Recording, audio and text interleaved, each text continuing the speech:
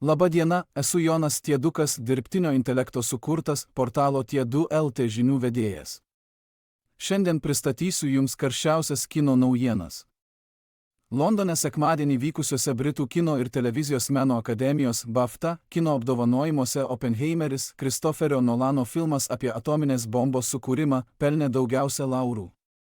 Šis vakaras taip pat buvo sėkmingas siurrealistiniai tamsiai komedijai Prasti reikalai, kuri pelnė 5 apdovanojimus.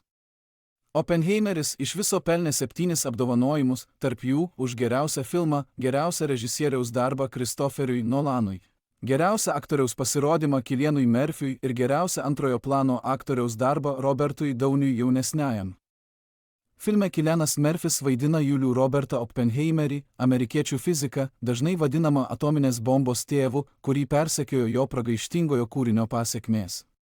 Filmas uždirbo daugiau nei $1 milijardą, jau susižėrė svarbiausius auksinių gaublių ir kritikų pasirinkimo apdovanojimus ir dabar yra ryškus favoritas pelnyti ir kitą mėnesį vyksiančių Oskarų šlovę.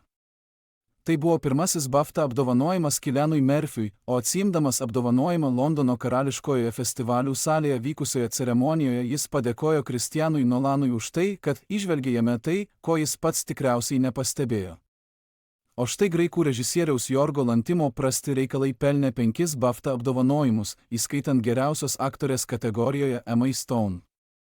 Ji 2017 metais taip pat pelnė šį apdovanojimą už pasirodymą filme Kalifornijos svajos.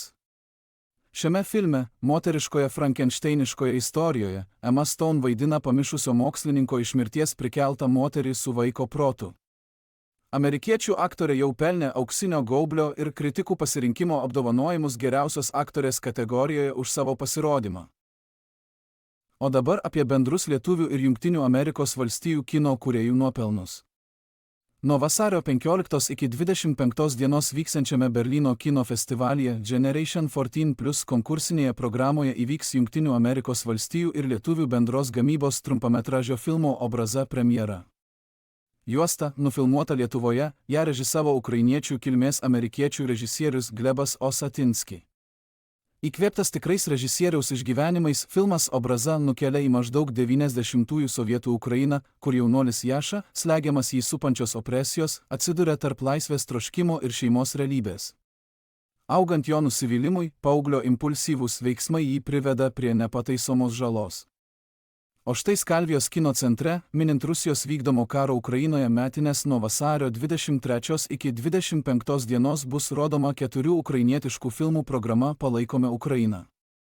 Surinktos pajamos už bilietus bus skiriamos nevyriausybinės organizacijos Blue Yellow paramos akcijai Radarom.